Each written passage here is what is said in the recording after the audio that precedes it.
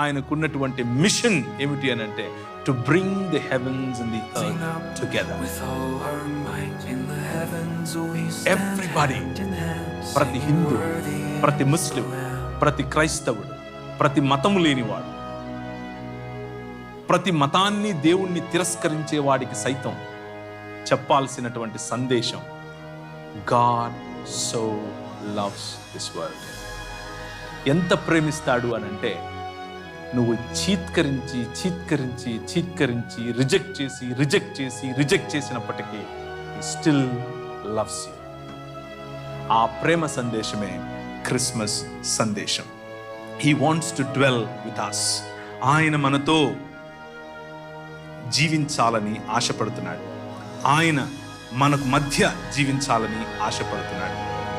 ఆయన మనకిచ్చినటువంటి దేవుని స్వరూపము మరియు సంకల్పము, ఇమాగో డై, దేవుని ఇమేజ్, దానిని ట్రూ హ్యూమన్స్ గా తిరిగి మనం పొందాలి అని ఆశపడుతున్నాడు.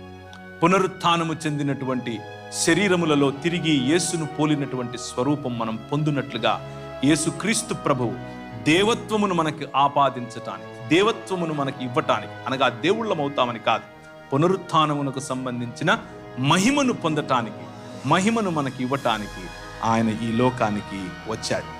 డిస్టార్టెడ్ ఇమేజెస్ నుంచి దేవుని తిరిగి నిజమైన మానవులము అనేటటువంటి ఇమేజ్ వైపుకు మనల్ని తీసుకెళ్లాలని ఆశపడుతూ ఉన్నాడు. No one bore a greater burden. No one rose in greater glory.